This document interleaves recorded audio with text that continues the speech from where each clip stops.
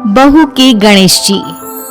गणेश चतुर्थी आने वाली थी और देवयानी जी की बहू मंजरी इस त्योहार को लेकर बहुत खुश थी। देवयानी जी के घर में गणेश जी की पूजा और बाकी के त्योहार बड़े ही धूमधाम से मनाए जाते थे। अरे बहू रानी, सब तैयारी तो कर ली है ना? इतने दिन से तो त्योहार की खुशियां मना रही थी। जरा मुझे भी बता, तूने क्या क्या तैयारी की है? मम्मी जी, मैंने सब कुछ तैयार कर लिया है। प्रसाद और भगवान की पूजा कहाँ पर करनी है, उन्हें कहाँ पर स्थापित करना है, सब कुछ डिसाइड कर लिया है। अब तो बस गणेश जी की प्रतिमा लाना बाकी है। उस बात की चिंता मत कर, मैं कल ही तुम्हारे ससुर जी के साथ बाजार जाकर एक सुंदर सी मूर्ति ले आऊंगी गणेश जी की। ठीक है मम्मी जी, ये काम आप कर देना। फिर देखना, हमारे घर भी गणपति बाप्पा बड़ी धूमधाम से आएंगे। त्योहार आने में अभी 2 दिन बाकी थे। शाम के वक्त, मम्मी जी, मैं जरा अपनी सहेली के घर जाकर आती हूँ, कुछ जरूरी काम था। लौटते में बाजार से सब्जियां भी लेती आऊंगी। अच्छा ठीक है बेटा। मंजरी अपनी सहेली के घर पहुंचती है। उसकी सहेली कहती है, अरे आओ आओ, मैंने ना तुम्हें बहुत जरूरी काम से अपने घर पर बुलाया था। अच्छा बताओ, ऐसी क्या वजह है जो अचानक तुम्हें मुझे यहाँ बुलाना पड़ा?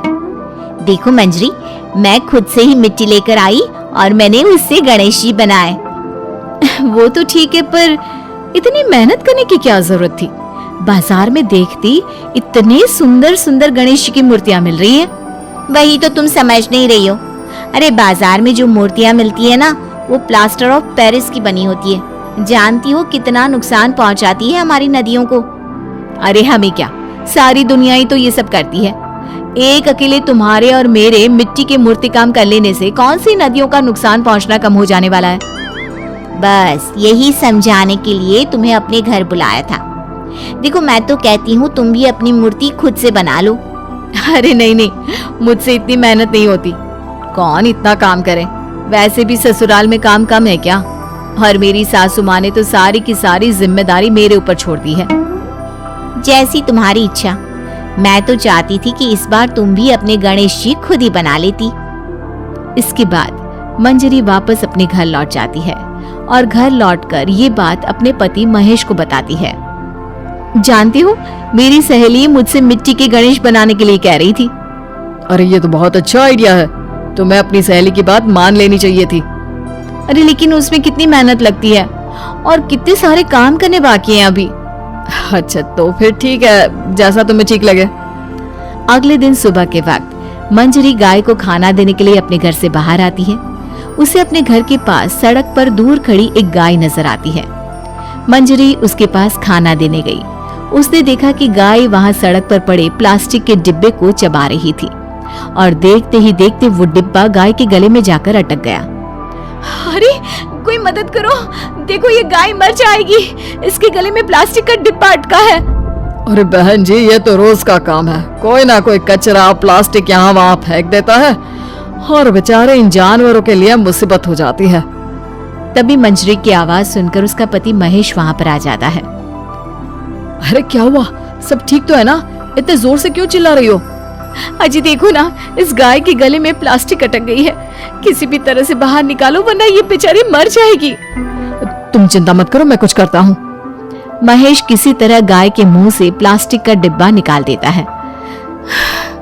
ये तो बहुत अच्छा हुआ, आपने बचा लिया, वरना मैं तो देख ही नहीं पाती। त्योहार से पहले अगर गौ माता की मौत हो जाती तो कितना बड़ा पाप पड़ता। न जाने कैसे लोग हैं, ऐसे ही सड़क पर प्लास्टिक डाल देते हैं। हाँ, तुमने बिल्कुल ठीक कहा। अच्छा हुआ तुम दोनों ने उस गाय को बचा लिया, वरना कितना बड़ा पाप चढ़ता। चाहे काम कोई भी करे, लेकिन जानवरों को तकलीफ होती है ना, तो दिल बड़ा दुखता है। मम्मी जी, मुझे लगता है इसीलिए मेरी सहेली मुझे समझा रही थी कि हमें मिट्टी के गणेश जी बनाने चाहिए। अरे नहीं नहीं बहू, गाय को बचाने तक तो ठीक है, लेकिन अब ये नया झंझट मत पालो। अरे कौन बनाए मूर्ति? मुझे तो बिल्कुल भी नहीं आती। अगर तुम बना सकती हो तो ही ये काम करना। बनानी तो मुझे भी नहीं आती मम्मी जी, लेकिन आज गौ माता की जो हालत दिखी ना, उसे देखकर लग रहा है कि मेरी सहेली बिल्कुल सही कह रही थी। माँ और मंजरी, तुम दोनों को इस बात की चिंता करने की जरूरत नहीं है। ये काम तुम मुझ पर छोड़ दो।